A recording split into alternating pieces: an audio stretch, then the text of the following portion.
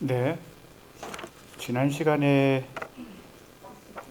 1930년대 비평가 김기림, 이마, 박용철 사이에 벌어진 기교주의 논쟁, 1935년 2월 김기림이 조선일보에 기교주의 반성을 발표하면서 시작되었고, 1935년 같은 해 12월에 임화가 담천하의 시단 1년이라는 1년 총평에서 김기림의 자기 반성을 더 다구치면서 비판하는 과정에서 논쟁이 발생을 했는데,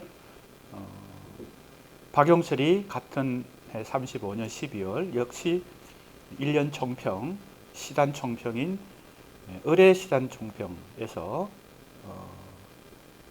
임화를 다시 공격을 비판을 하죠. 변설 이상의 시라는 제목입니다. 시는 단순히 논리적인 언어 이상의 것인데 변설로만 생각한다. 즉 의미로만 생각하고 논리로만 생각한다. 임화가 사실 내용 중심, 내용을 더 중시하는, 형식보다 문학과 예술의 내용을 더 중시하는 리얼리즘, 그리고 사회주의 리얼리즘, 이런 이제 입장에 있었기 때문에 공격을 당한 박용철 입장에서 이제 그러한 문학의 본질적인 특성, 임화가 가지고 있는 본질적인 특성을 비판하면서 세 명이 이제 같이 논쟁을 벌이게 되는, 그 이후에도 두세 차례 이제 서로 공방이 벌어지는데요. 지난 시간에 공부한 것은 이 기교주의 논쟁이 표면적으로 기교 문학이 형식이나 기법이나 기교 이러한 측면에만 편향화된 것을 이제 김기림이 스스로 자기가 주도했던 1930년대 초부터 주도했던 모더니즘, 한국의 모더니즘 시 운동이 역사적 의미를 잃었다 라고 이제 스스로 반성하면서 이제 이 시작이 됐기 때문에, 겉으로 보면 기교주의라고 하는 것이 한국 현대시에서 중요한 쟁점을 이루었죠. 그래서 이제 이 논쟁에 대해서 많은 연구자들이 이름을 붙이기를 기교주의 논쟁이다. 이제 김기림이 처음 이 논쟁을 자기 반성을 했던 그 논문 자체도 기교주의 반성이었기 때문에요. 기교주의란 말 자체가 모더니즘 혹은 미학적 형식을 중시하는 그런 문학에 대해서 조금 이렇게 비판적으로 접근하는 용어잖아요. 기교다 이렇게 말하는 것은요. 테크닉이다. 그러니까 정신, 사상은 부족하고 기교를 부린다 할 때 우리가 기교란 말을 쓰기 때문에, 그래서 이제 기교주의 논쟁이라는 이름이 붙었는데, 사실은 우리가 모든 문학 현상 혹은 문학 작품도 마찬가지고요. 이런 논쟁도 다 마찬가지인데 숨어있는 중요한 의미가 있거든요. 왜 이것이 발생했는지 그걸 파악하는 것이 이제 좀 더 전문적인 문학 연구자가 되거나 문학 비평가가 되는데 이제 단계를 밟아가는 거죠. 그래서 지난 시간에 이제 공부한 내용을 요약하는 것입니다. 심층을 좀 파고 들어가 보니까 지금 내가 구조적 연구라고 하는 이번 학기 이 강의 전체의 가장 공통 분모가 구조적 연구잖아요. 그래서 한국 현대 시들도 구조적으로 연구하고 현대 비평도 구조적으로 연구하는데, 구조적 연구의 세 가지 기준이 뭐라고 그랬어요? 부분과 전체를 고려하지 않고 부분만 보면은 오류에 빠질 수도 있다. 중심과 주변, 그죠? 중심을 좀 핵심을 잘 찾아야 된다. 세 번째가 이제 여기 해당되죠. 표면만 보지 말고 심층을 봐야 된다. 그러니까 구조적으로 본다는 것은 그 심층까지 본다는 것이니까요. 그래서 사실은 이 세계사적 정세, 정치적 변화, 그리고 세계 문화 혹은 문학과 예술의 흐름 속에서 한국 문학도 같이 이렇게 상호작용하면서 혹은 영향을 받으면서, 뭐 지금도 마찬가지죠. 지금도 우리가 이제 영향을 주로 받던 입장에서 이제 영향을 주는, 그래서 내가 표현한 것이 이번 한강 작가의 노벨문학상 수상의 의미와 의의를 내가 표현한 것이, 한국 문학이 그동안 세계 문학의 수용자 입장에 처해 있다가 이제는 전달자, 전파자 입장에 선 것을 확실하게 재확인시켜주는 사건이다. 역사적 사건이다. 한강의 노벨문학 수상은요. 우리는 이제 발신자가 됐다. 수신자가 아니라 발신자가 되었다. 그 전부터 이제 조짐이 보여졌는데 노벨문학상 이전에 영국의 맨부크상, 실제 한강도 맨부크상을 받았죠. 2016년인가요? 예. 채식주의자 데보라 스미스가 영어로 번역한 그 작품. 그래서 그 맨부크상은 원작자하고 번역자에게 같이 상을 주는. 왜냐하면 그 분야는 국제 인터내셔널 분야거든요. 그러니까 이거는 번역을 통해서 영어로 번역된 작품을 가지고 심사하고 번역자에게 같이 상을 주는 것이 맨부크 국제상이거든요. 자, 옆길로 좀 샜는데, 자, 그래서 이제 심층으로 파고 들어가 보니까 이 당시에 1934년, 그러니까 35년에 이 논쟁이 발생했는데 그 직전에 34년경 그 부근에 세계 문학의 흐름도 이 낭만주의를 다시 수용하는. 왜냐하면 모더니즘, 리얼리즘은 공통적으로 반낭만주의, 낭만주의 비판이라고 하는, 뭐 다른 차이가 많지만 그래서 서로 경쟁하는 양대 산맥이지만 20세기 이후에 세계 문학사에서 양대 산맥이 모더니즘과 리얼리즘인데, 그러니까 공통분모는 안티로맨티시즘, 반낭만주의였단 말이죠. 그러니까 김기림도 이마도 그 이전까지는 일방적으로 낭만주의를 비판했죠. 그러다가 독창적으로 뭐 낭만주의를 재수용한 게 아니라 세계 문학의 흐름이, 그리고 세계 정세의 흐름이 이 새로운 휴머니즘을 옹호하고, 그게 이제 휴머니즘론으로 한국에서도 1930년대 중반 백철 같은 비평가, 또 많은 사람들이 이제 그 논의를 펼치는 과정에서 이 변화가 일어나는 것입니다. 자기 비평 세계의 변화가, 그것이 34년경에 일어났죠. 그래서 새 인간성이라고 하는 용어를 쓰면서 김기림은 그 처음 발표했던 제목을 조금씩 바꾸고 줄여가지고 나중에 비평집에 수록하기 때문에 새 인간성과 비평정신. 그 다음에 이만은 낭만적 정신의 현실적 구조.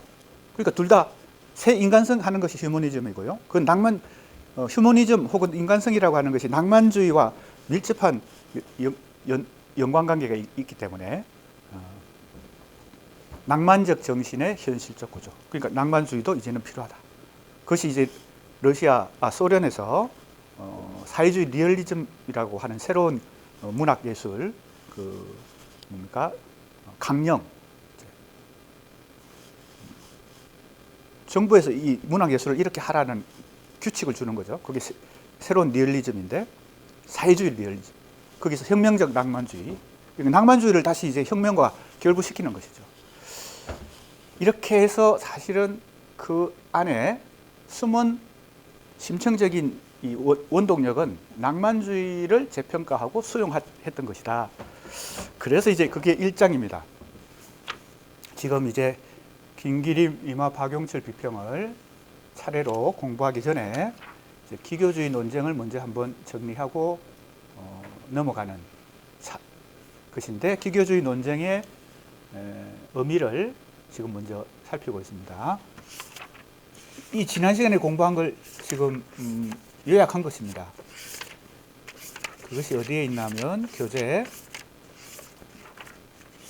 반복적으로 하는 이유는 우리 학생들에게 조금 더 효과가 있기, 공부에 효과가 있기 위해서 반복을 지난 시간에 공부한 내용을 요약을 했습니다.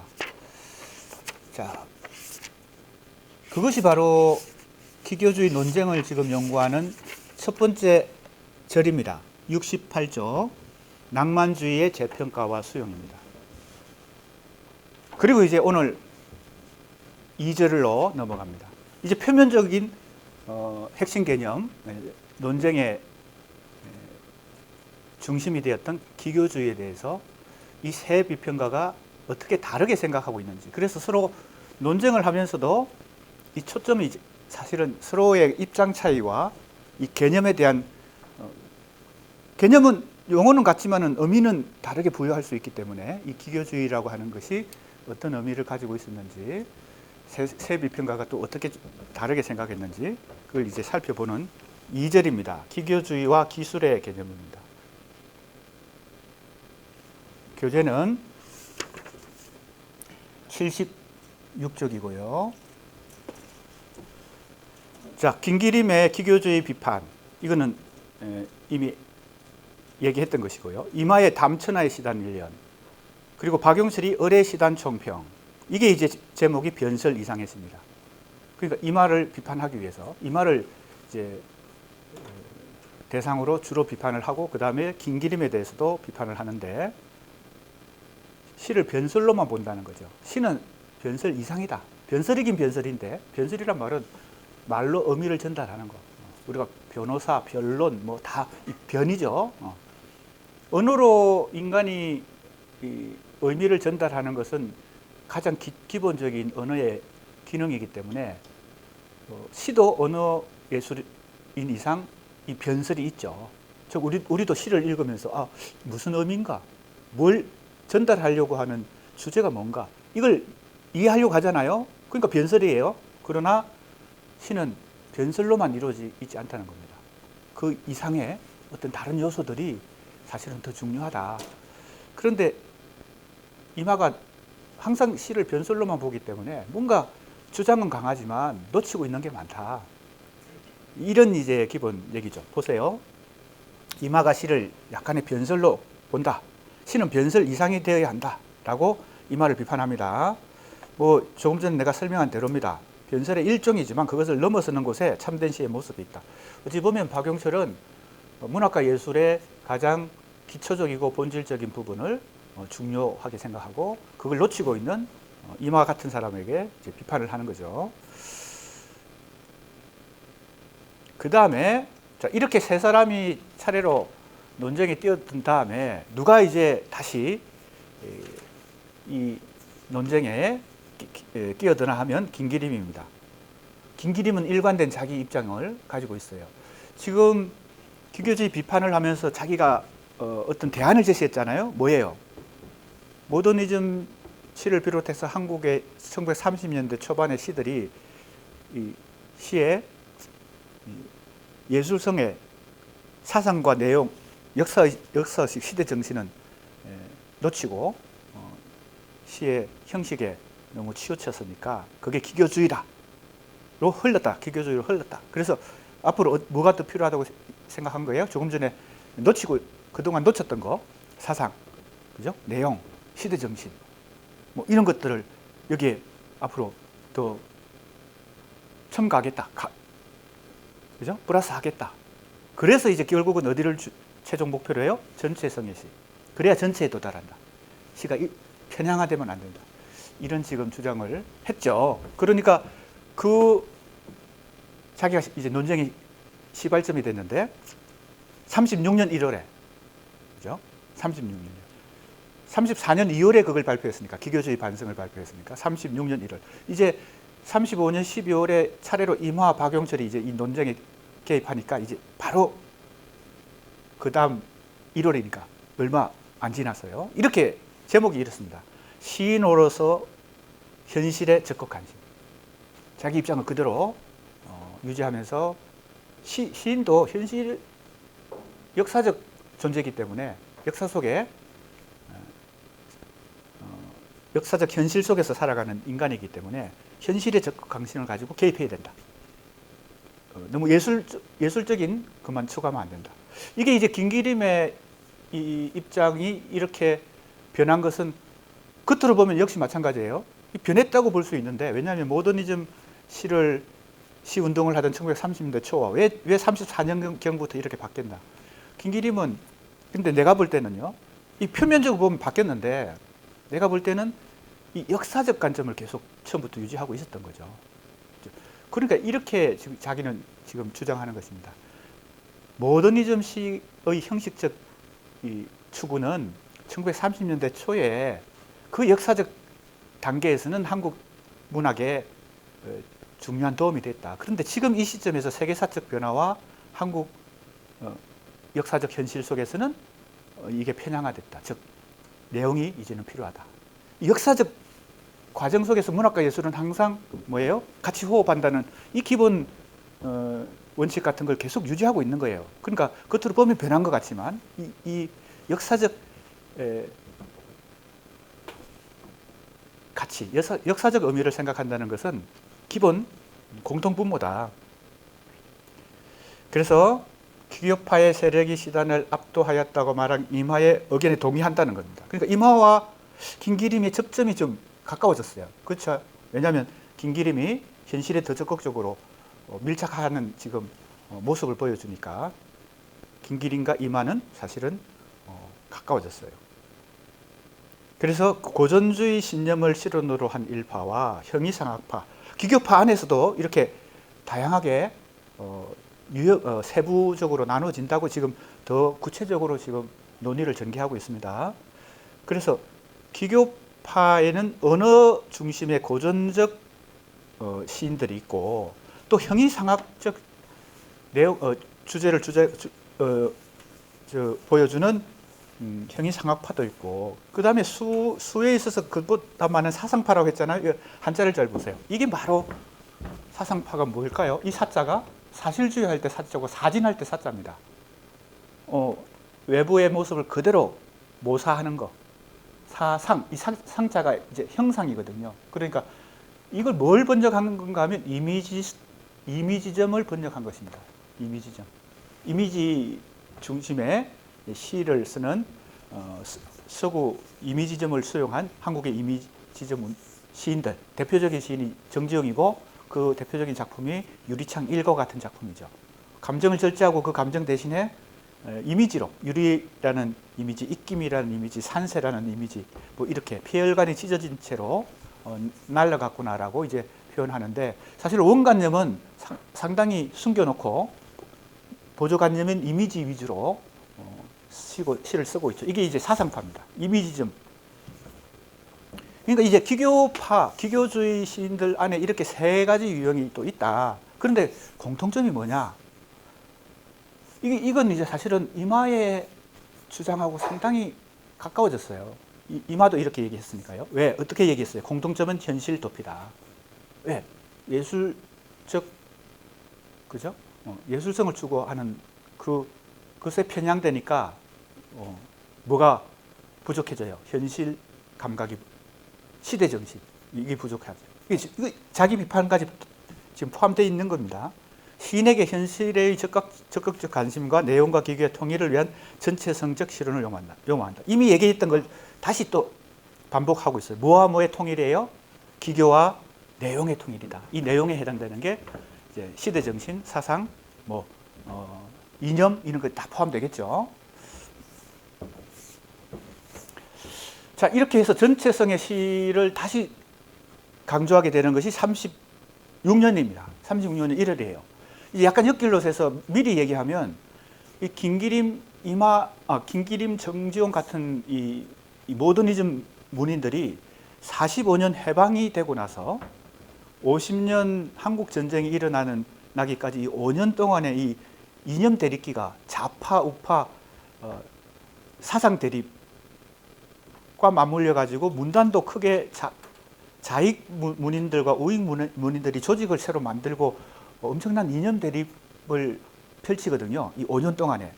이 기간을 우리가 해방 공간이라고 합니다. 해방이 되어서 새로운 국가 건설에 엄청난 에너지가 쏟아지는 과정에서 이 사회주의와 자본주의 사이에 이념 대립이 그 뒤에는 그 배후에는 미국과 소련이 있겠죠. 그래서 우리가 잘 아는 6.25 전쟁이 이념 전쟁이었고 사실은 미국과 소련의 그 대리전이었다는 것을 우리는 역사적으로 이제 우리가 한국 현대사 공부하다가 다 이제 그건 상식으로 알고 있잖아요. 그 비극이 50년에 일어나고 45년 해방부터 50년까지 이 5년 동안에 상당한 그 이념 갈등이 우리 한국 사회에서 펼쳐지는데 그때 문학인들, 예술인들도 다 단체를 만들어 가지고 좌파 단체와 우파 단체로 이렇게 나눠집니다. 그때 이 김기림은 자익 문인 단체에 가입을 하고 활동을 하게 돼요. 그러니까 이 지금 생각의 변화가 비평관의 변화가 그때 45년 해방 이후까지 계속 역사적 어떤 가치를 생각하는 거, 한국 사회, 한국의 역사의 흐름 속에서 문학이 혹은 지식인이 어떤 역할을 해야 된다는 걸 계속 이제 일관되게 생각했다고 볼 수도 있습니다. 그러나 이제 이 분단이 되는 것이 1953년인데 전쟁이 50년에 일어나고 53년에 분단이 되는데 그때 이제 자익 문인들이 이제 대거 월북을 하죠. 그리고 북한에서 생활하던 우익 문인들도 또 이제 월남을 하고 그렇게 해서 분단 문학이 이제 고착화 되는 것이 1953년입니다. 휴전이 되면서요. 이건 뭐 역사적인 사실들이니까 우리 학생들도 기본적으로는 알고 있겠죠. 그럴 때 김기림과 정주영은 자진해서 월북을 했는지 아니면 납북이 되었다는 설도 있고 이것은 지금도 확실하게 이렇게 밝혀지지는 않고 있습니다. 납북되었다는 설이 더 강한데요. 아무튼 옆길로 좀 썼어요. 지금 김기림의 이 생각의 변화를 우리가 조금 이해하기 위해서 그 이후에 어떻게 지금 전체성의 실론을 주장하는 이 논리적 과정을 잘 이해하기 위해서 그 이후까지, 즉 해방 이후 전쟁과 휴전까지 한번 김기림의 그 흐름을 한번 요약을 한 것입니다. 지금 우리가 공부하는 대목에서는 조금 옆길로 샜지만요. 자, 그 다음 보세요. 계속 이제 이 논쟁이 어떻게 전개되는지를 따라가 봅니다. 김기림이 이렇게 현실에 적극 관심을 가져야 된다. 시인도 이렇게 얘기하니까 이만은 그 기교파와 조선시단에서 36년 2월이에요. 또 이제 재반론을 합니다. 한 달 만에.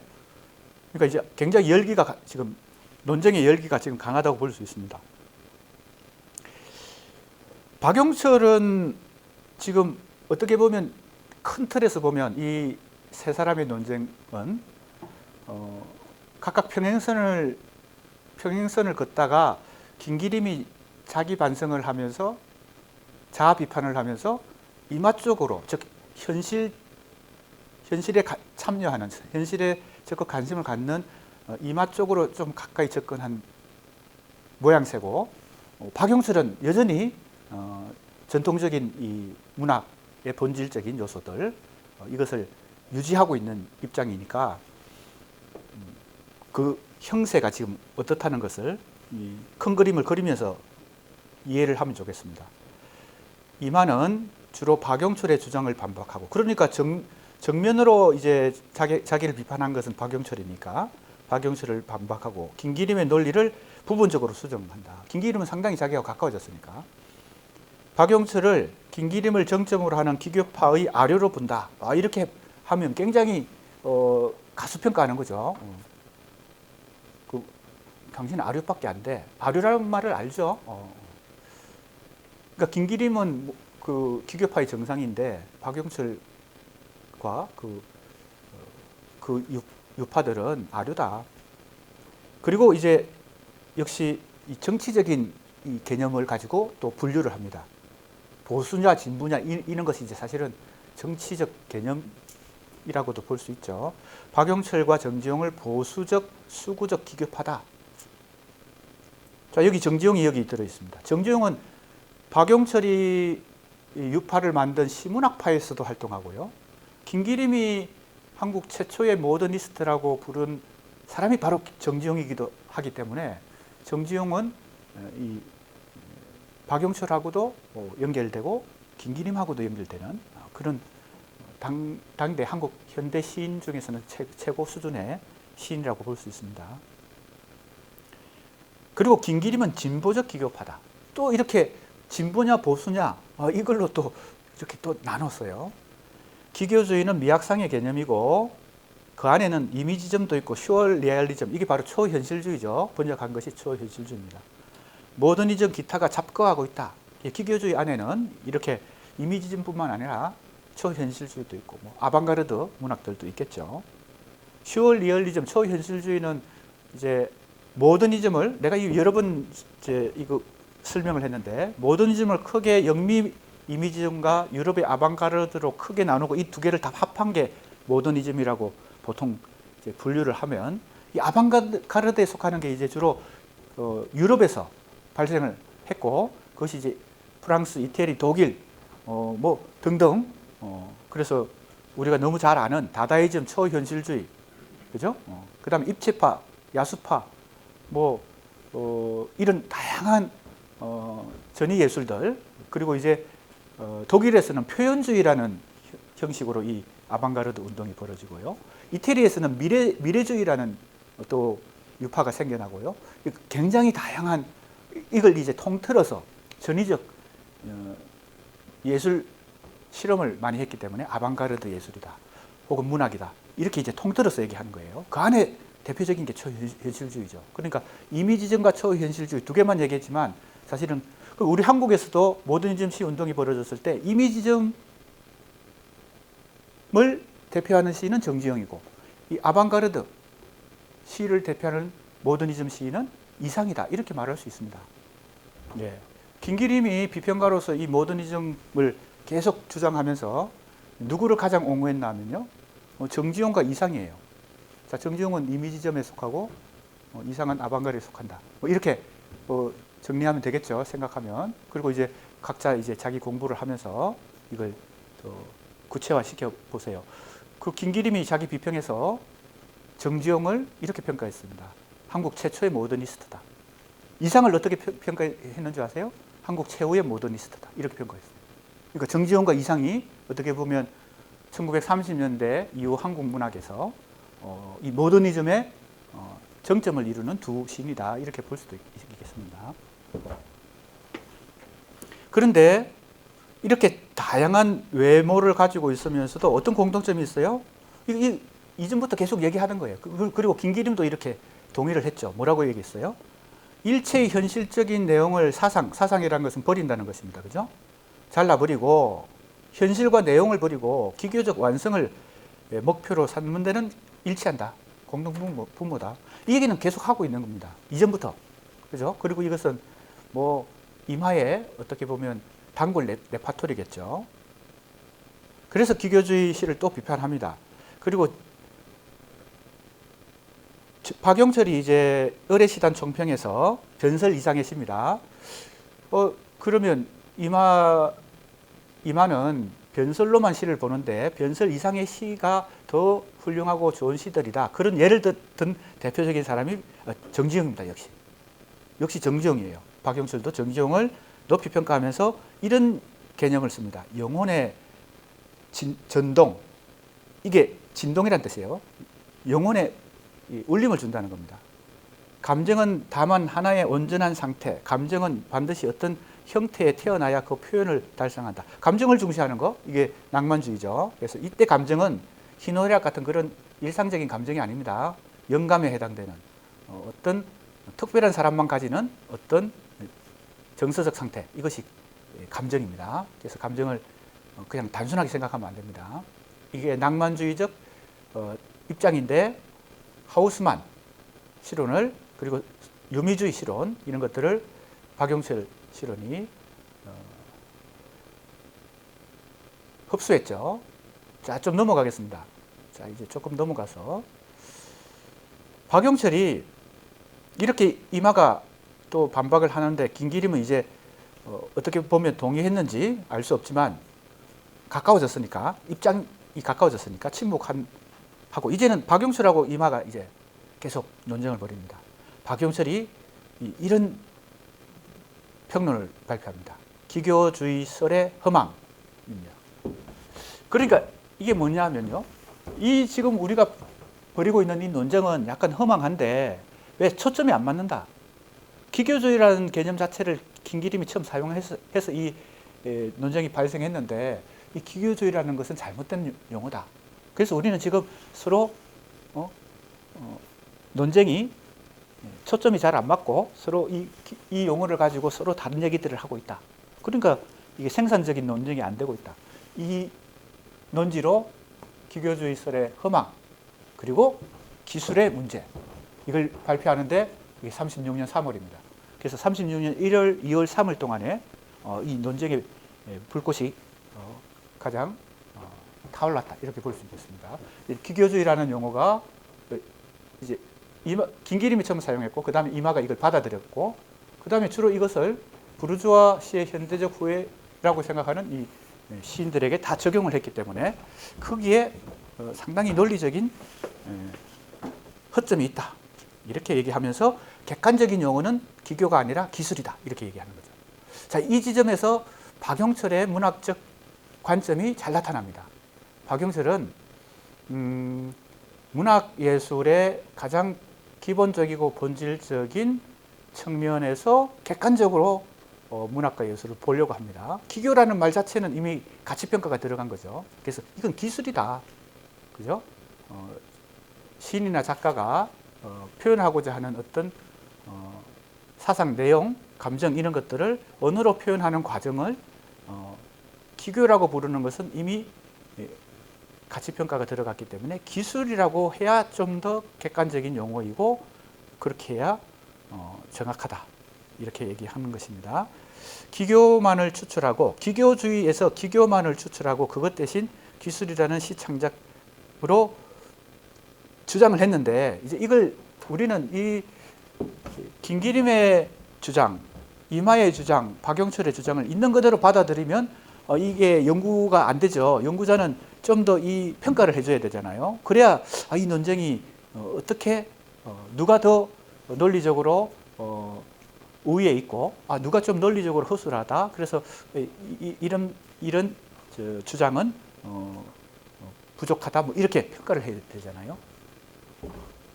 그런데 박용철의 이러한 주장은 어느 정도 객관적인 용어이고 그것을 이 논쟁이 더 생산적으로 되는 것은 김기림이 처음 시작했던 그 역사적 단계, 한국 세계사의 역사적 단계 그리고 그것과 연동되어 있는 한국 현대사의 역사적 단계 속에서 문학을 생각해야 되는데 생각하는 것이 이제 김기림 이마는 원래부터 그랬고 김기림은 이제 그런 기본적인 태도를 가지고 이제 사회 현실의 시인들도 적극 관심을 가져야 된다라는 주장을 하는데 박용철은 여전히 문학과 예술을 본질적인 측면에서만 보는 거죠.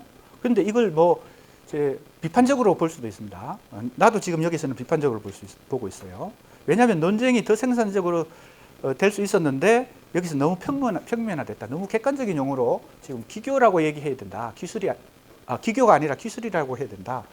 자, 그래서 이제 좀 아쉬운 면도 있다라는 것입니다. 그런데 이런 평가와 또 한편으로 박용철이 기술이라고 말하면서 자기가 어떻게 문학 이론을 펼치고 있는지도 우리가 한번 살펴볼 필요가 있습니다. 자, 이제 기교주의와 기술의 의미를 이 세 사람이 어떻게 이해하고 있는지 차례로 살펴보겠습니다. 일단 김기림이 역시 중요하죠. 왜냐하면 기교주의라는 말을 처음 썼으니까요. 자, 여기 부분입니다. 세 사람이 특히 이제 김기림과 박용철이 이 기교를 보는 관점 차이를 한번 따져봐야 되겠습니다. 김기림이 언급한 기교주의는 근대 문명의 발전과 시장르의 상관성에서 유추된 역사적 개념. 아까도 얘기했죠? 역사적 개념이에요. 이거는 본질적으로 그렇다는 것이 아닙니다. 그러니까 영원불변하게 모더니즘 시는 기교주의다. 이게 아니라는 겁니다. 그렇죠? 영원불변하게 이미지점 시들은 이미지 중심으로 이미지를 중시하면서 시를 쓰기 때문에 그건 기교주의다. 이렇게 말할 수는 없다는 겁니다. 역사적 개념으로서. 그러니까 30년대 초에 이미지점, 정주영과 같은 이미지점 시 혹은 모던즘 시들은 그 시대 상황 속에서 충분히 역사적 의미가 있었다는 거예요. 근데 지금 34년, 5년경에 세계사의 흐름과 한국 역사적 이 단계에서는 이게 편향화됐다. 이렇게 이제 역사적 전개 속에서 문학과 예술의 의미가 고정되어 있지 않다는 생각을 하고 있다는 거죠. 이게 김기림의 기본적인 비평관입니다. 이걸 지금까지 김기림은 모더니즘 비평가고 이론가니까 하면서 문해사조적으로 그냥 이런 역사적 관점을 가졌다는 것을 많은 사람들이 평가를 안 해줬어요. 내가 볼 때는 이게 역사적 관점을 일관되게 김기림은 가지고 있는 것입니다. 그래서 이렇게 이 문장에서 그걸 잘 알 수 있습니다. 잘 보세요. 역사적 의의를 잃어버린 편향화된 기교주의. 1935년경에 모더니즘 시를 이렇게 평가하거든요. 그래서 이제 반성을 하는 거죠. 자, 역사적 의의를 잃어버렸다. 그리고 편향화됐다. 그러니까 역사적 개념으로서의 기교주의예요. 그러면 지금 박영철이 기교주의라는 말 자체보다 기술이라고 해야 된다 할 때는 이건 역사적 개념이 아니죠. 이거는 보편타당한 역사의 시간성을 다 그죠? 무시하고 그냥 일반적인 본질적인 개념이에요. 기술이라고 말하는 것은. 왜냐하면 내용과 의미와 감정을 언어로 표현하는 이 과정을 얘기하는 것일 뿐이니까. 누가 틀렸고 누가 옳다 이런 이 평가보다는 차이를 지금 살펴보자는 겁니다. 그러니까 이 차이를 우리가 이해하는 과정에서 박영철의 문학과는 어떤 특성을 갖고 있고 김기림의 문학과는 비평과는 어떤 특성을 갖고 있고 이만은 어떤 특성을 갖고 있는 이게 확연히 나타난다는 겁니다. 자, 그 다음에 김기림이 생각하는 기교주의가 그렇게 단순하지 않습니다. 이렇게 얘기합니다. 역사적 개념으로서 기교주의는 한국시만 그런 게 아니고요. 세계 문학의 근대시의 흐름에서 이 순수화 경향 이걸 기교주의라고 부릅니다. 순수하다는 말이 이제 여기서 나와요. 한국 문학이 1960년대 가면 순수 문학, 참여 문학 대립이 아주 강하게 나타나는 시대입니다. 그러나 이미 여기서 순수라는 개념이 나와요. 순수 문학은 여기서는 문학과 예술이 현실이나 역사나 이념에 관여하지 않는 것이죠. 그죠? 그래서 이제 순수란 말을 썼어요. 자, 순수화 경향. 다른 말로 이게 세계 문학의 흐름 속에 있다는 겁니다. 그리고 한국 문학은 30년대 초에 그것이 발생했다는 것이고요. 자, 이걸 한번 따져보겠습니다. 첫 번째, 세계 정세의 변화입니다. 과학 문명의 발전과 그리고 이게 이제 20세기 초에 서구 시의 흐름을 이렇게 요약하고 있는 것입니다. 두 번째는 과학 사상이 신의 관념을 붕괴시켰고 종교도 무너뜨렸어. 그래서 과학의 이 영향으로 시가 소리 아니면 문자의 형해는 해골 같은 것이죠. 뼈다귀 그리고 아라비아 숫자 같은 것으로 어떻게 돼서 해체됐다. 과학 사상이 인간의 정신을 해체시켰다. 자, 이게 이제 시가 어떻게 되는 원인을 얘기하는 겁니다. 시대적 상황을 얘기하는 거예요. 한국 시만 그런 게 아니라 세계 문학이 그렇게 전개된 이런 이유 때문에 전개됐다는 겁니다. 그리고 소설과 산문의 협의라고 하는 것은 협공에 의해서 시가 고립되니까, 시가 위축되니까 자기의 정체성을 더 강하게 달성하기 위해서 어떻게 된다는 거예요? 순수화 경향을 갖는다는 겁니다. 조금 전에 앞에서 얘기했듯이 과학의 공격을 받고 또 한편으로는 소설이나 산문의 영향력이 강해지니까 시는 더 고립되고 그 고립된 속에서 자기를 더 존재 가치를 세워야 되니까 어떻게 된다고요? 더 기교 순수 이쪽으로 간다는 겁니다. 편향화된다는 겁니다. 이 원인을 지금 역사적인 그 원인을 규명하고 있는 거예요. 단순하지 않아요. 그 다음에 시인은 조상들이 세워놓은 가치 체계를 신뢰할 수 없었다. 이제는 전통에 대해서 부정한다는 거죠. 자, 이렇게 해서 이제 기교주의 혹은 순수화 경향이 서구 현대시에서 발생했고 한국도 30년대 초에 그 흐름을 수용해서 발생했다. 마지막이 굉장히 의미심장한데 김기림의 이 논리가 만만치 않습니다. 보세요. 5번입니다. 무엇보다도 조화와 충실한 인간성을 잃어버린 공소한 현대 문명 자체의 병적 징후다. 자, 이 기교주의와 순수화 경향은 병적 징후다라고 진단하고 있어요. 그러니까 이 모더니즘 문학은 현대 문명과 자본주의의 전개라고 하는 정치 경제적 현실 속에서 어떻게 보면 병적인 징후로 그 근대성의 흐름에 저항하는 것이죠. 그죠? 자기 몸에 병을 만들면서 그 병적 징후로 시대적 흐름에 저항하는 것입니다. 상당히 역설적인 것이 모더니즘 문학이죠. 리얼리즘 문학은 정면으로 시대의 모순을 고발하고 새로운 더 나은 세계를 전망하는데, 그죠? 더 나은 사회를 건설하고자 하는데, 이건 전공법이고, 그죠? 리얼리즘 문학과 예술은 전공법이고, 모더니즘은 이거는 상당히 역설적인 문학과 예술의 형식을 통해서 시대에 저항하는 거죠. 자, 이 마지막이 굉장히 그러니까 이상 같은 작품이 바로 그걸 잘 보여주죠. 이상의 문학, 시와 소설 같은 걸 보세요. 그게 이제 아방가르드 혹은 크게 보면 모더니즘인데, 이상의 모더니즘 문학은 자기에게 상처를 주고 자기한테 질병을 부여함으로 해서, 이건 이제 현실 속에서 자기 폐병도 걸리고 했으니까 그런 의미보다는 문학 자체가 병적 징후를 만들어냄으로 해서 이 시대의 흐름에, 근대성이라고 하는 시대의 흐름, 자본주의, 근대성 이런 시대의 흐름에 균열을 주려고 하는 거죠.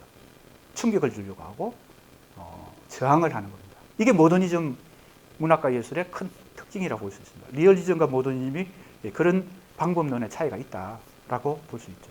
김기림은 그걸 지금 정확하게 어떻게 보면 시대적 개념으로서의 이 뭐예요? 기교주의, 왜 기교주의를 자기가 스스로 반성하고 있는지를 잘 보여주고 있습니다.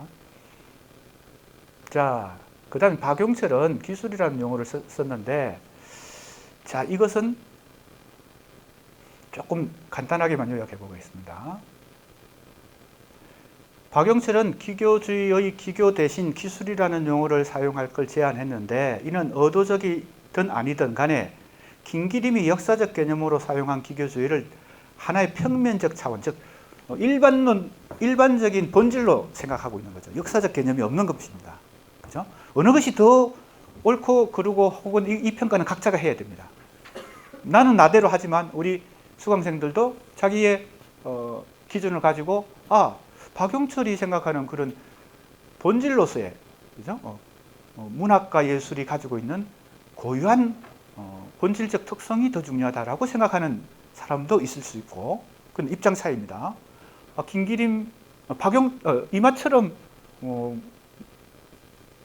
좀 더 완강하게 정치 경제적 현실에 저항하고 변혁을, 그리고 계급 투쟁을까지 생각하는 그런 문학과 예술을 옹호하는 사람도 있을 수 있고, 김기림처럼 역사적 개념을 가지고 모더니즘 문학을 반성하거나 이렇게 할 수 있는 것이죠. 그러니까 각자가 그거는 평가를 해야 됩니다.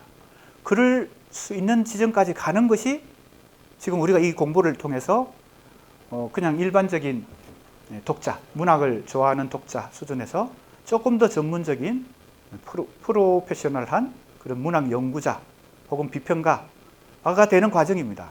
지금 그런 걸 지금 훈련하고 연습하고 있는 것입니다. 근데 지금 대체로 이 눈빛을 보면요, 지금 저 교수는 뭘 혼자서 저렇게 열심히 떠들고 있나, 저 에너지를 왜 여기서 이렇게 방출하고 있나, 이런 눈빛으로 나를 보는 것 같아서 조금 씁쓸합니다. 그래서 지금 각자가 지금 이 김기림, 이마, 박용철 지금 이렇게 수업 시간에 공부하는 내용과 교재를 통해서 한국 현대문학의 수준이 사실은 이때도 높았고 30년대도 높았고, 지금은 이제 해방 이후에 더 점진적으로 향상이 돼서 지금은 세계문학을 우리가 주도하고 있잖아요. 그래서 노벨 문학상도 받고 세계 문학의 중심에서 우리가 지금 아까도 얘기했지만 수용자, 그동안 우리는 수용하는 입장이었는데 이제는 전파자가 됐어요.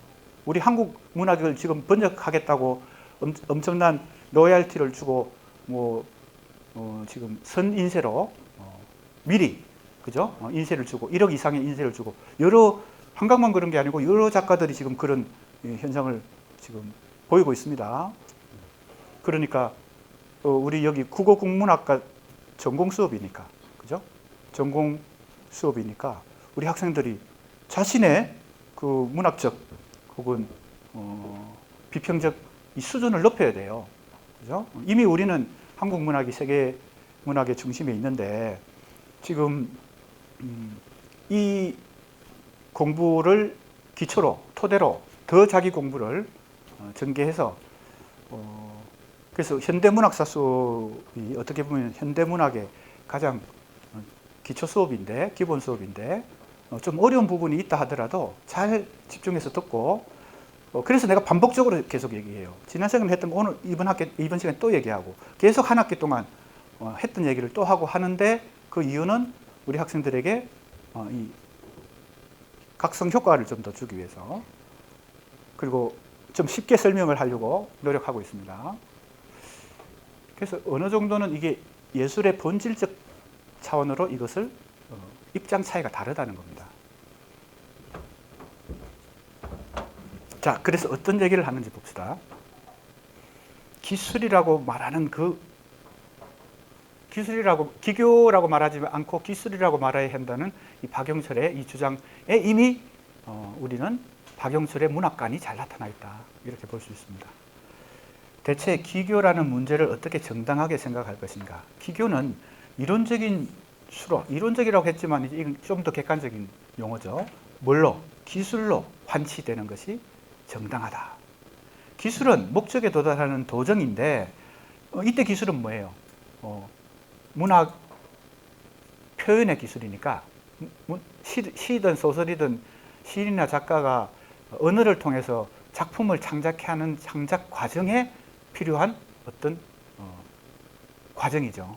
그걸 기술이라고 해야 된다. 표현을 간단히 얘기하면 표현 기술이죠. 표현 기술. 표현을 달성하기 위해 매제를 구사하는 능력. 이때 매제는 언어입니다. 그죠? 이 매제는 예술마다 다 달라요. 그죠? 음악은 소리. 그죠? 회화는 성과 색과 면. 물론 문학은 언어죠. 시도 언어로, 소설도 언어로, 희곡도 언어로 다 돼 있죠. 비평도 언어로 합니다. 그러니까 이 매제를 어떤 예술의 기본 규정을 이루는 것은 매제입니다. 거기는 표현될 무엇이 먼저 존재한다. 즉 언어로 표현하기 전에는 표현하고자 하는 뭐가 있겠죠. 그게 사상이든 내용이든 감정이든 뭐죠? 표현되어야 될 무엇인가 먼저 있는 것입니다. 그래서 이걸 예술 이전이다 라고 얘기해요. 자, 이것이 이제 박영철을 우리가 이제 오늘 시간이 어떻게 됩니까? 45분에 끝나죠? 오늘 김기림을 바로 들어갈 텐데 김기림 다음에 이마 다음에 박영철의 대표 평론들을 한 4-5개씩 공부할 거예요. 그때 이제 박영철을 공부하게 되면 박영철은 바로 이런 관점에서 비평을 펼칩니다. 그래서 표현 중요하죠. 언어로 표현하는 게 중요하죠. 이게 내가 이 세 비평가를 일정한 분석소, 그죠? 통일된 분석소로 체계적으로 분석하기 위해서 표를 그렸잖아요. 그때 보세요. 이게 작품을 중심으로 비평가나 독자가 이것을 수용하는 과정, 수용 과정, 그죠? 여기에 처음에는 박영철은 집중적으로 관심을 갖고 비평을 하다가 후기 비평에 가면요. 시인과 작가가 언어라는 매제를 통해서 어떻게 표현을 하는지 이 기술에 대해서 이 과정을 집중적으로 후기 비평에 가면 탐구를 합니다. 그래서 그 표가 더 상당히 유용합니다. 왜? 그 표에 딱 지금 비추어서 그죠? 비추어서 김기림, 이마, 박용철이 어떤 분석서들을 다 거기에 자기는 이제 그걸 나는 연구자 비평가니까 그 분석서를 가지고 분석하는 것이고 사후적으로 분석하는 것이고 비평가나 시인이나 작가는 그런 거 고려하지 않고 그런 계획 없이 그죠? 자기 창작 열정에 빠져가지고 그 에너지에 휩쓸려가지고 창작을 하겠죠. 근데 우리는 연구를 하는 사람 입장에서는 이렇게 객관적으로 분석하는 거니까 이게 분석서가 필요한 것입니다. 그러니까 박용철은 전기 비평에서는 비평가의 역할에 대해서 독자가 어떻게 이걸 받아들이는지 수용 과정을 집중적으로 탐구하다가 하우스만 실론을 받아들이고 나서는 이 창작 과정에 관심을 집중적으로 가집니다. 그리고 이것을 나중에 자기 용어로 뭐라고 얘기하냐면 시적 변형이라는 용어를 씁니다. 시적 변형. 그게 이제 나중에 우리가 공부할 거예요. 박용철의 대표 평론이 시적 변형에 대하여입니다. 그 변형이란 개념을 생각해 보세요. 변형이 뭐예요? 바로 이 표현될 무엇인가를 언어로 표현하는 이 과정을 변형이라고 했어요. 변형. 그러니까 변형이라고 말한 것은 단순한 표현이 아닌 것입니다. 뭔가 변형을 해서 표현하는 것인데 왜? 표현될 무엇인가는 이게 윤곽이 안 잡혀 있는 것이거든요. 감정일 수도 있고 사상일 수도 있고 이제 내용인데 박용철은 이걸 엉어리라고 표현합니다. 엉어리. 그게 한이라고 얘기할 수도 있고 다양하겠죠. 감정이라고 얘기할 수도 있고. 낭만주의 이론에서는 그걸 영감이라고 말하는 거죠. 그 뭔가 영감을 언어로 표현해야 이게 문학이 되기 때문에 시든 소설이든 비평이든 그 과정이 상당히 신비하고 복잡하기도 하고 그 언어로 그걸 논리화하기 어렵죠. 그러니까 그걸 별로 이마 같은 사람은 생각 안 합니다. 그냥 이데올로기, 이념이 있으면 이게 좋은 문학이다 이렇게 얘기하니까 이 변형에 대해서는 즉 표현 과정 이것에 대해서는 별로 고려하지 않는 게 이마죠. 자, 조금 옆길로 역시 샜습니다. 아무튼 우리가 이 세 비평가의 차이를 조금 더 명확하게 구체적으로 할수록 우리는 도움이 됩니다. 자, 박용철은 영감이라고 부르는 어느 이전의 감정과 충동을 기하고 절대적인 것으로 본다. 이게 바로 낭만주의가 이 영감이라고 하는 것이 보통 사람의 감정과는 다른 것이죠. 기하고 고귀한 것입니다. 그래서 이제 낭만주의 문학관에서는 시인은 보통 사람이 아니에요. 그건 특별한 사람이고, 그래서 영국에서는 이제 국왕이 시인의 자기를 주잖아요. 개간 시인 이래가지고. 그러니까 그건 엄청나게 뭡니까? 자, 그래서 이 영감이라고 하는 것, 즉 언어 이전의 감정과 충동, 이렇게 쉽게 얘기할 수 없는 정도의 고귀한 것입니다. 그 생각이 인용한 부분 잠깐 보겠습니다. 지금 살짝 살펴보고 넘어가겠습니다. 그 생각이 특이하면 할수록 이게 뭐예요? 미묘하면 미묘할수록 남달리 강렬하면 할수록 그러니까 특이하기도 하고 미묘하기도 하고 강렬하기도 한 그것이 바로 뭐예요? 이게 언어 표현 이전의 단계입니다. 그러니까 박용철의 이 비평은 이 두 가지를 다 중시하기 때문에 하나는 뭐예요? 표현 이전의 영감을 중시해요. 그건 전통적인 문학, 낭만주의 이론의 공통분모예요. 이걸 더 현대화시켜야 되니까. 낭만주의 이론은 사실 소박하잖아요. 단순하고. 그걸 이 하우스만 실론 같은 데서 계속 공부를 하고 번역도 합니다. 하우스만 실론을 번역해서 자기가 창간한 잡지에다가 번역을 싣고 이래요. 그러면서 이제 더 자기 비평의 수준을 높입니다. 그것이 바로 이 표현 이전의 영감을 중시하는 것. 그걸 체험이라고 나중에는 자기 용어로 붙입니다. 체험, 이건 체험이에요. 그 다음에 이제 아까 얘기했죠. 이거 언어로 표현하는 것을 또 중시해요. 이거는 변형입니다. 체험과 변형.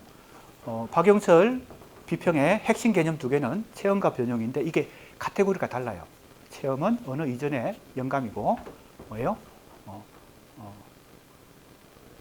변형은 언어 표현 과정의 기술입니다. 이렇게 둘로 크게 박용철의 비평을 나중에 공부를 해보면 큰 틀에서 우리가 이해할 수 있습니다. 자, 이제 김기림부터 공부를 합니다.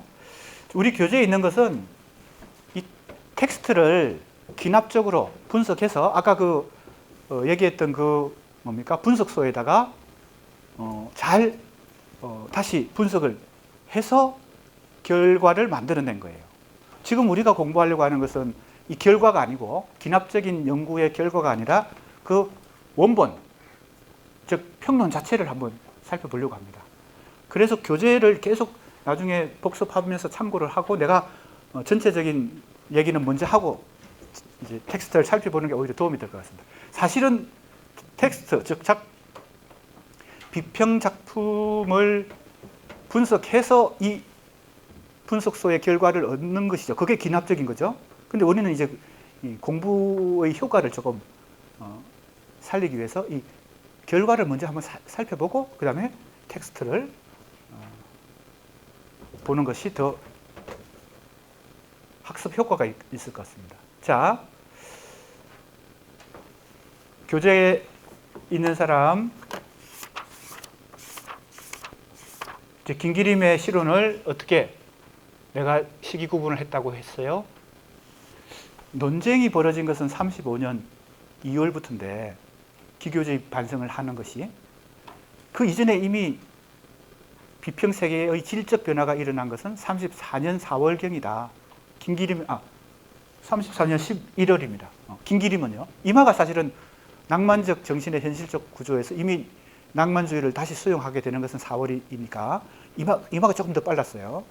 그럼 이제 김기림부터 공부하니까 11월에 이미 이 비평문을 발표하면서 질적 변화가 일어났기 때문에 요 이전까지를 정기 비평, 요 11월에 34년 11월에 발표한 이 비평부터 후기 비평. 그러면서 논쟁이 발생한 거죠.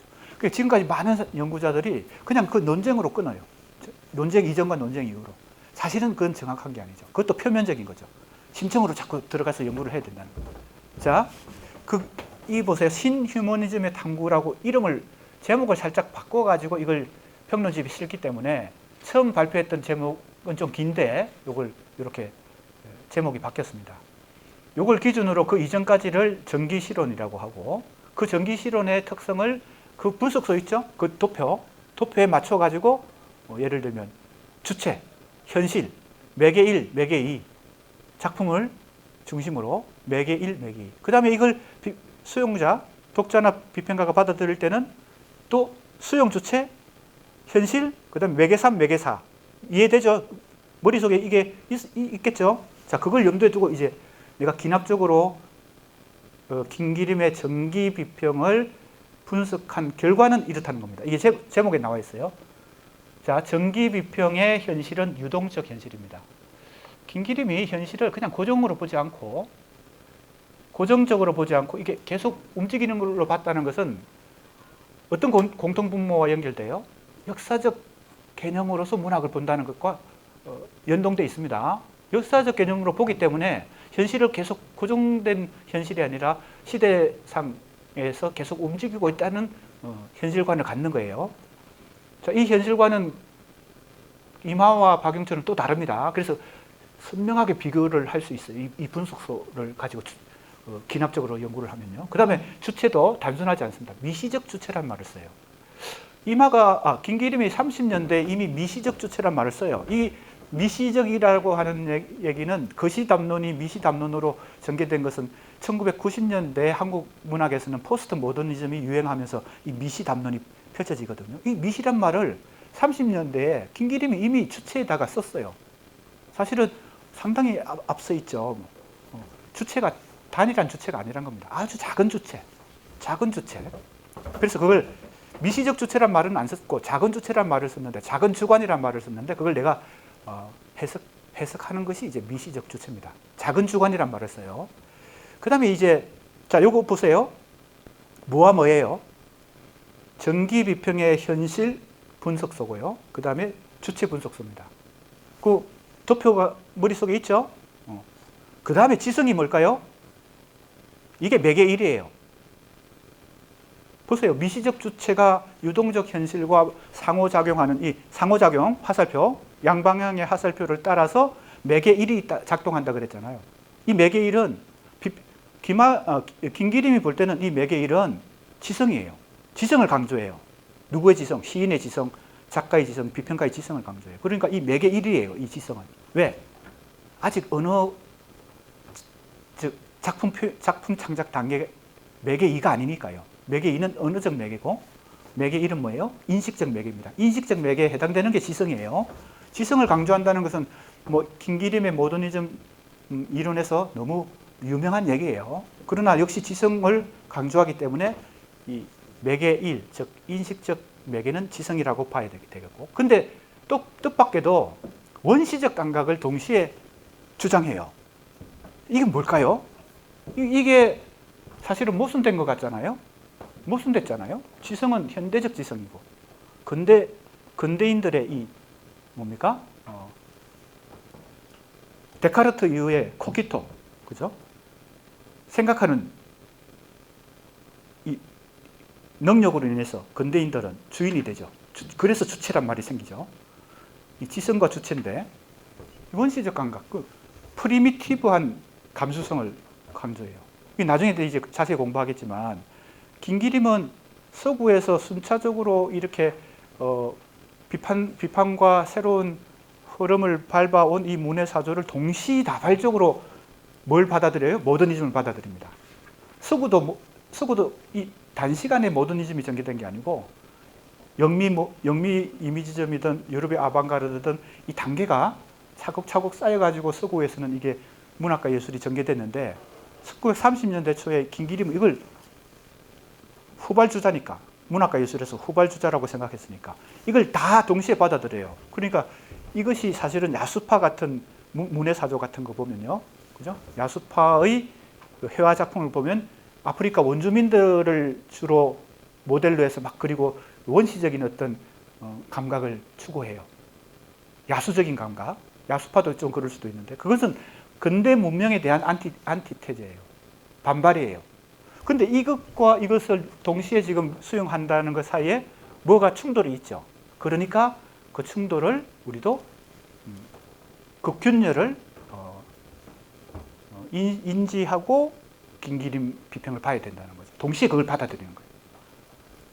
그러니까 한편으로는 모순이 있는 거예요. 그걸 동시에 받아들이는 것은. 아무튼 이렇게 전개가 되고요.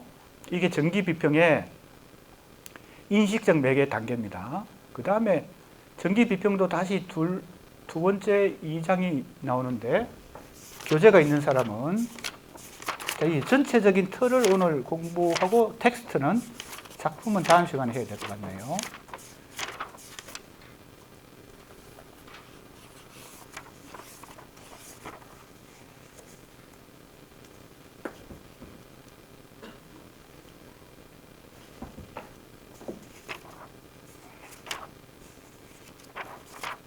이 절을 한번 봅시다. 여기 있네요. 교재가 있는 사람은 101쪽입니다. 자, 요게 이제 또 이제 전기 비평을 시대 정신이라고 하는 것으로 찾아냈습니다. 자, 시대 정신은 내용에 해당되는 거예요. 김기림이 생각하는 문학의 내용이에요. 그 다음에 공간적 형식은 문학의 형식입니다. 그리고 언어를 중시하는 것은 이것은 매개에 해당됩니다. 매개 2에 해당됩니다. 언어의 입체적인 면을 다 고려했어요. 그걸 뭐라고 표현했냐면 건축학적 설계라는 말을 썼습니다. 건축학적 설계, 건축을 하려면은 상당히 철공 콘크리트를 어떻게 쓰고 또 뭐 다양한 어떤 유리를 어떻게 사용하고, 이게 종합적으로 입체화되어서 하나의 건물을 만들고 설계를 하잖아요. 그런 뜻으로 표현한 것입니다. 언어를 건축학적으로. 그럼 그 안에는 음도 있고 형태도 있고 의미도 있고, 물론 더 세분할 수도 있겠지만 아무튼 김기림이 의미를 무시한 건 아니에요. 의미도 있고 형태도 있고 소리도 있다. 언어 안에 이 세 가지를 건축학적으로 설계해야 된다. 이게 언어. 이때 이러한 건축학적 설계로서의 언어는 어디에 속하나 하면요, 매개 2에 속합니다. 매개 2는 매개 1을 통해서, 그죠? 이게 매개 1이 사실은 앞에서 지성이라고 얘기했던 그것을 그건 단순한 차원의 그냥 출발점이고, 그 시성을 이 매개 1에 해당되는 것을 조금 더 구체적으로 발전시킨 게 시대 정신입니다. 거기까지도 매개 1이에요. 아직도 인식적 단계입니다. 주체가, 창작 주체가 당대 현실과 만나서 계속 상호작용하는 이 과정에서 시대 정신을 가져야 된다 라고 강조하거든요. 김기림이요? 시대 정신, 이게 뭐예요? 매개 1이지.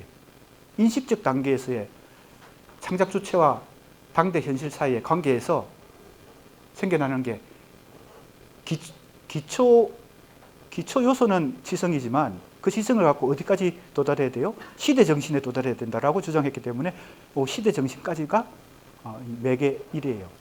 그리고 이제 약간 이제 보충 설명을 하면 요 매개 1에 해당되는 게 내용에 해당되는 겁니다. 매개 2를 거쳐서 이제 형식이 매개 2에서 작동하는 거죠. 형식이 갖추어져서 작품이 되는 거죠. 매개 1이 바로 문학과 예술의 내용의 차원이에요. 나는 그걸 이제 더 기초적으로 잘라서 인식적 매개라고 표현했고, 그것이 바로 문학과 예술의 내용을 이루는데 그 내용이 김기림에게서는 시대 정신인 거죠. 자, 그래서 시대 정신이라는 걸 추출했고요. 그 다음에 공간적 형식, 아까도 얘기했죠. 언어의 건축학적 설계, 이게 바로 매개 2에 속합니다. 그래서 작품이 만들어진다. 그래서 정주영의 시도 이 언어의 다양한 입체적인 효과, 이런 것들을 분석하면서 정주영 시를 높이 평가하고, 이상의 시도 이런 언어를 분석하면서 이상의 시를 평가하는 것입니다. 그러면 우리가 알 수 있는 것은, 기납적으로 알 수 있는 것은, 김기림의 정기 비평은 창작 과정에 집중되어 있다는 겁니다. 무슨 말인지 알겠죠? 왜? 매개 1과 매개 2에 대한 관심을 집중적으로 하고 있죠.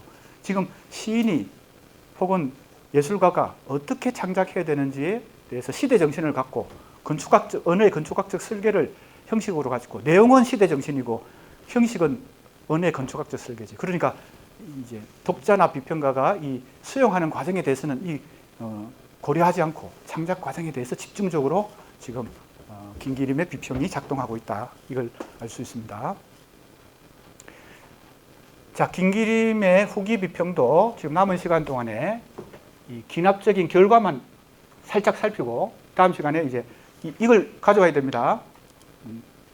부교재, 여기서 김기림의 대표적인 평론들을 한번 읽어볼 거예요. 자, 이제 후기 비평이 바로 새 인간성과 비평정신 이후에 후기 비평이 나오는데요. 그 부분 한번 보겠습니다. 자, 교재가 있는 사람은 115쪽입니다. 바로 우리가 앞에서 기교주의 논쟁에서 살폈던 그 개념이 바로 나와요. 전체성의 실론이라는 게 이 후기 비평을 통틀어서 요약하면 전체성의 실론입니다. 뭐와 뭐를 종합해야 돼요? 통일해야 돼요? 형식에다가 내용을 갖춰야 돼요.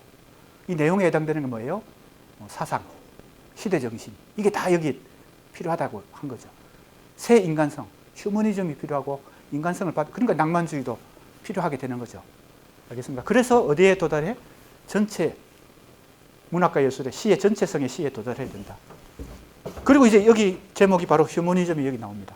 그래서 후기 비평은 크게 보면 전체성의 실론이라고 이름 붙일 수 있고, 그 특성은 휴머니즘을, 인간성을 받아들인다. 다른 말로 하면 문해사조로 따지면 낭만주의를 다시 받아들인다. 이렇게 볼 수 있고, 그것의 기점이 되는 것은 34년 11월에 발표한 신휴머니즘의 탐구입니다.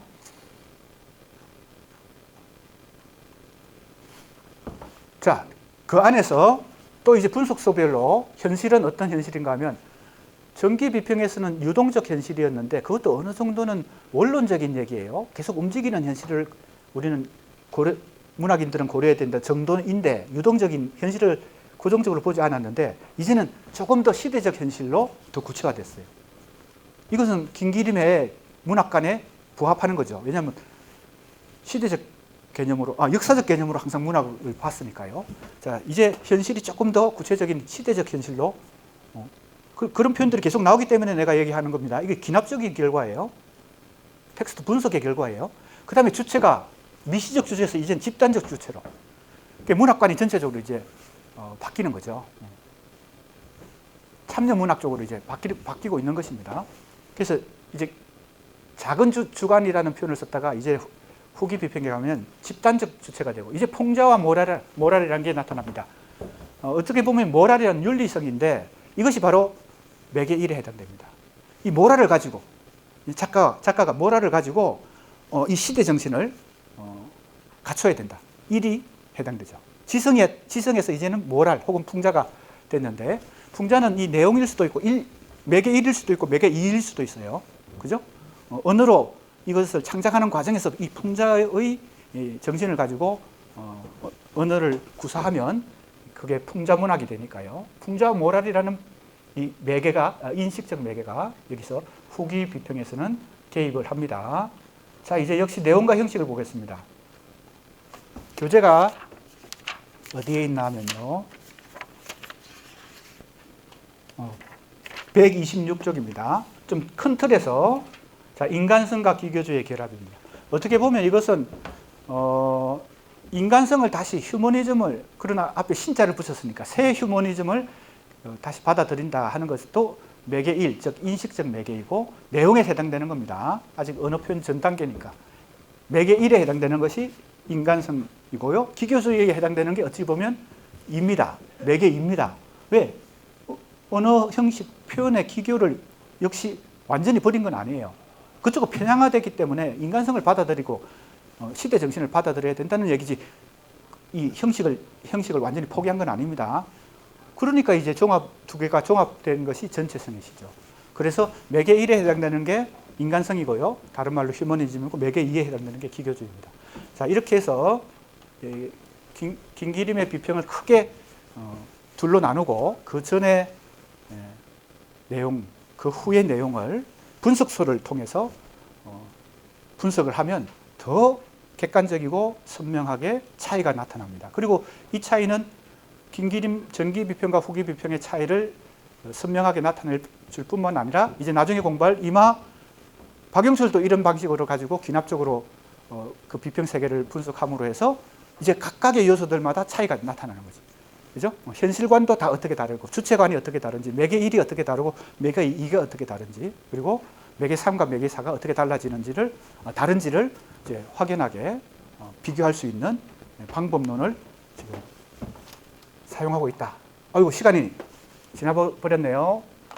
미안합니다. 자, 오늘 여기까지 하고 다음 시간에 김기림